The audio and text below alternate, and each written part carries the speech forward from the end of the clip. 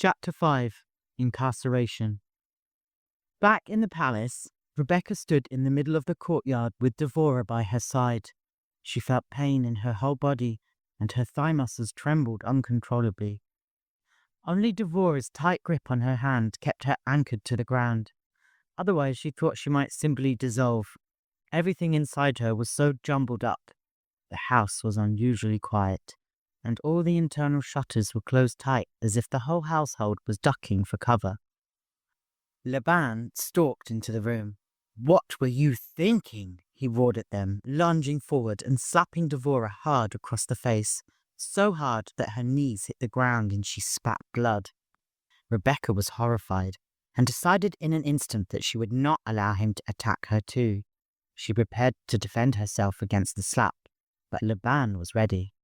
Instead of striking her, he pushed her viciously so that she was off balance, and then followed up with a savage punch to the side of her head that laid her sprawled out on the floor, ears ringing.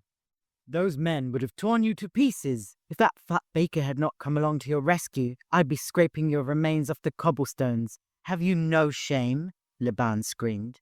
He was pacing now, his whole body vibrating with rage. "Have you no care for your family? Our poor mother has been worried sick.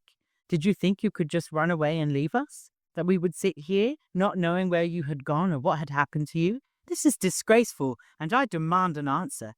Rebekah cowered on the floor at Laban's feet. Her head was ringing, and her face was red hot where Laban's fist had struck her. Devorah crouched beside her, holding tightly to her arm and dripping blood on the tiles. "I didn't run away. You knew exactly where I was. I was out with the goats like always. I left on the third day and was returning in time for the Sabbath. I've been doing it for years, and I have others' permission." She was shaken and not altogether thinking straight, but she knew she'd done nothing wrong. This was her normal routine, and although no one had ever enforced it strictly, it was because no one had ever felt the need. Within certain vague limits, she was free to come and go as she pleased. A quick flash of a smile flickered across Laban's face before he could control it. "Your goats are in the stable, and the third star has been sighted. The Sabbath has begun." He towered over her, and from her place on the floor, she had to crane her throbbing neck at an uncomfortable angle to look him in the face. "So I was late coming home. It isn't the first time I've been late. You sent those men to attack us. They said so themselves." She regretted the hysterical edge to her voice, but it felt good to defend herself. All she needed was the truth. "How ironic that you dare to accuse me, beloved sister, when it is you that stands accused," Laban said, suddenly calm and collected. The wild shifts in his mood destabilized her. She'd never known what to expect next. "Accused of what, Laban? Of being late?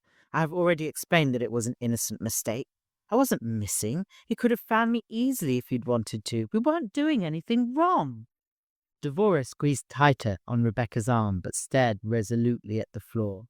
"Then explain to me why Devorah snuck out of the palace without permission and without a male escort to meet you and plan your escape." "She didn't. It wasn't like that. Rebekah stuttered, but she had no explanation. She wasn't prepared for this.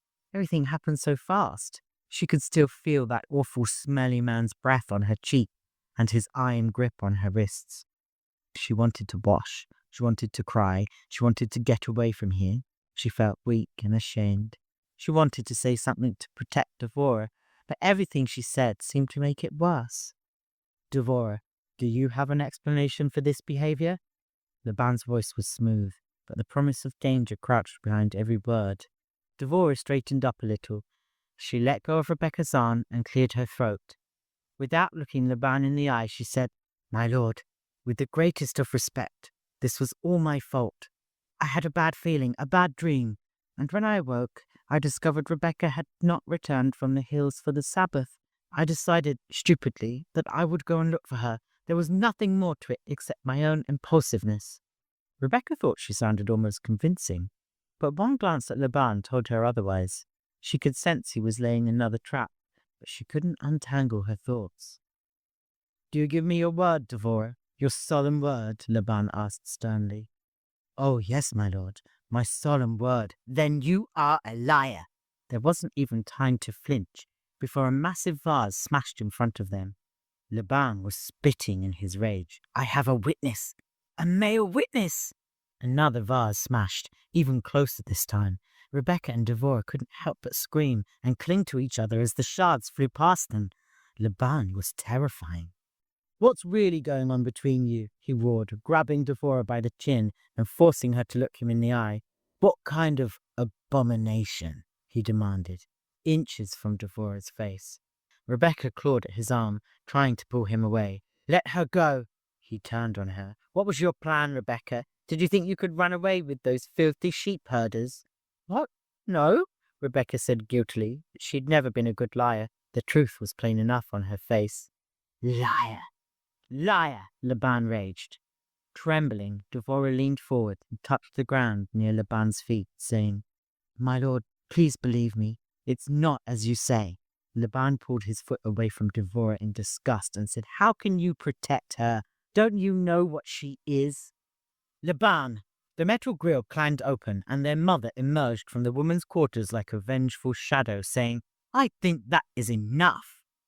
Laban's mood instantly changed to that of the solicitous, respectful son. "You're right, Emma," he said, with a smirk.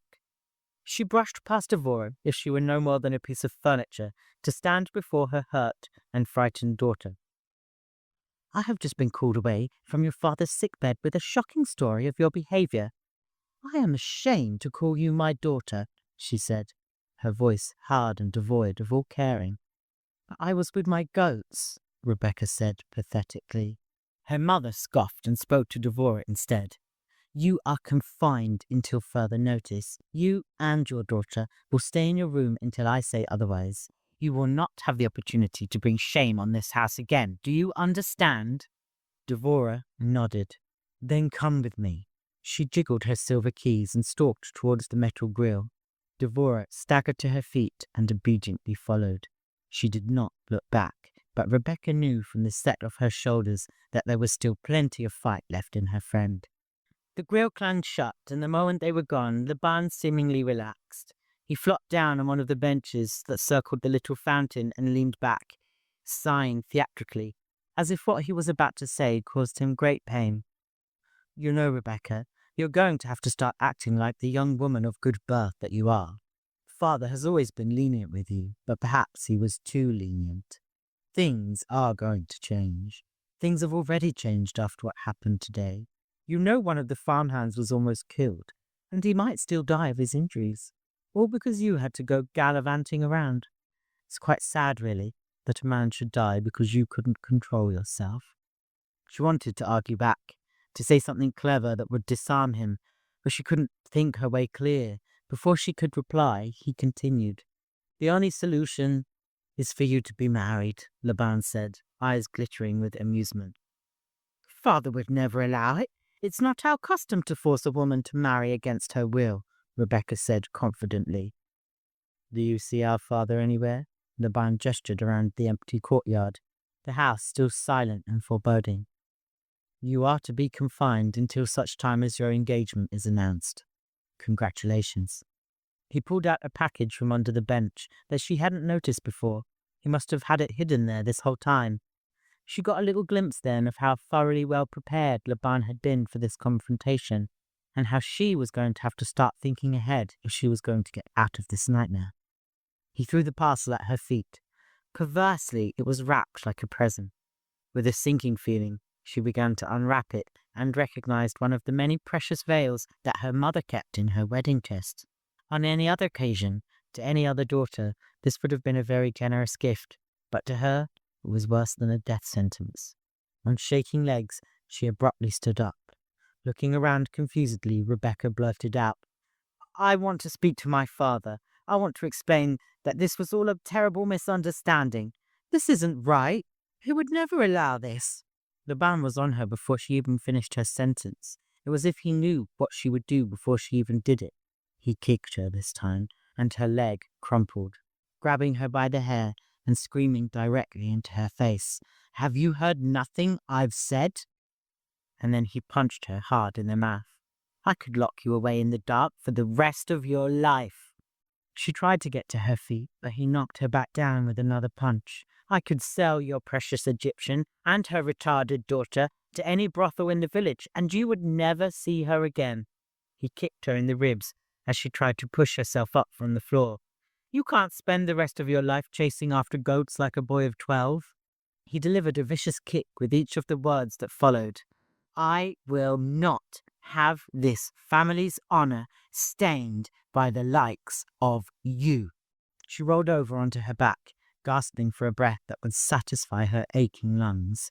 "I will kill you first," Laban promised, lifting her up by the front of her tunic and then slapping her back down to the ground so hard that her head bounced. "Enough!" Their mother was back, and Laban retreated, wiping the sweat from his brow and the spittle from his chin. His eyes were glowing with pleasure. "Rebekah's confinement starts now. I will see to it myself that she does not leave her rooms," Ima said, cooling Laban's excitement with a stern look. With one hand, her mother scooped up the veil lying discarded on the ground and used the other to haul Rebekah to her feet. "Get moving," she said, dragging her daughter away and letting the heavy metal grille slam shut behind them.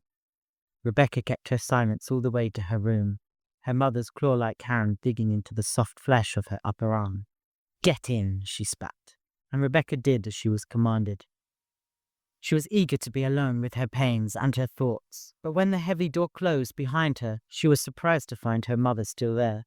It was the first time in years that they'd been alone together. "Things will never go back to how they were before," Ima said. Rebekah nodded, and the movement sent shooting pains down her neck and into her shoulders. "I know. You are a daughter of this house," Ima said with finality. "You will be obedient, you will be veiled, and you will be married." Rebekah lay down on her bed, face to the wall. "I will not be married," she said through gritted teeth. "Very well," Ima replied. "I will go now and inform Devorah and Divsha to start packing for a long journey." With great difficulty, Rebekah pushed herself up off the mattress. "They have served our family for 24 years. How could you do such a thing?" "I would do anything to protect this family," her mother snapped at her. "But protect it from what?" Rebekah asked. "From you," Ima hissed venomously. "Then just let us go," Rebekah pleaded. "We can leave and you'll never have to see us again." "I can look after myself," Ima responded by slapping Rebekah hard across the face. It was so fast and unexpected that she did not see it coming, and she took the full force on her cheek. "Look after yourself? Like you did today? Those filthy dogs almost tore you to pieces," Ima spat, raising her hand and threatening to slap her again. "This is how it will be from now on. You will stay in this room. You will not see anyone, and you will not be seen by anyone. On the next Sabbath, you will eat dinner with your family as a loving and respectful daughter of this house. You will wear this every day for the rest of your life." She thrust the veil at Rebekah, who tucked her hands into her armpits and refused to take it. "No, I don't want to wear that," she said. "It's no longer about what you want. You have seen what it's like out there on the streets for an unprotected woman. Is that what you want for Devorah and Divsha? As long as you behave yourself, Rebekah, they'll be safe. But if not..." Rebekah had nothing to say. She had promised Devorah that she would marry if it meant they could all be together. But now that the knife was at her throat, she was forced to admit to herself that she hadn't thought it would actually come to it. "It's your life for theirs," their mother said coldly, holding out the veil until Rebekah's reluctant hand emerged from under her arm. She took the veil and said, "Do you promise?" Her mother laughed. "Do you?" Rebekah, stubborn as ever, crossed her arms and thrust out her chin, saying nothing until her exasperated mother relented. "If you can behave like a daughter, you will be treated as one. I will see to it that Devorah and Divsha pass to you as part of your father's final blessing, to his daughter. Is there no chance that he will recover this time? He's done it before," Rebekah said hopelessly. "He will not live to see another moon." Tears welled up in Rebekah's eyes, and for the first time that day she felt alone. "So soon? That's why it's better to get used to these things now, Rebekah. Soon the power will shift to Laban. Everything in this house, everything in this room, including you, will belong to your brother," she said, "or your husband." Rebekah sagged under the weight of it all. Please, Emma, let's not speak of that now. I haven't got the strength. You're right, she smiled. One thing at a time. Later, as Rebekah sat at her window watching the stars through the metal bars, she searched her heart. She was alone and in pain, with only hard, uncompromising questions for her companions. Could she live the rest of her life as a dutiful daughter, obedient sister, and subservient wife? The answer was no. Given the choice, she would not submit herself to any man, nor would she, or could she, live as a man to secure her freedom. It was the daily performance of falsehoods that she wanted to avoid. To be blessed as the firstborn son would be just as much of a lie as the role of obedient daughter, and she loathed them both equally. That left her only one option. Devorah was right. They must find a way to escape. Maybe to Egypt, maybe even further away. She would be free whatever it took. And Devorah and Divsha too. She would not leave them behind. The return of her determination brought her a sense of calm, and as she sat there, the moon appeared in the tiny sliver of sky visible to her through the bars of her window. It looked clean and crisp, and she raised her bruised and bleeding face to its soft and tender light. God, are you listening? She said, surprising herself when the words came unbidden to her lips. She'd never been one for praying, but now it seemed like the only thing she had left to do. With great reverence, Rebekah laid out each part of her inner self to the unblinking gaze of the moon, and when she was finished, she found that she had come to a place of truth. Male or female, it didn't matter. God had made her and shaped her for a life of freedom. Anything less would be an abomination and an insult to her creation. She stood up and limped to the window, wrapping her hands around the bars and grasping them tightly. Help me, she said into the matte black darkness.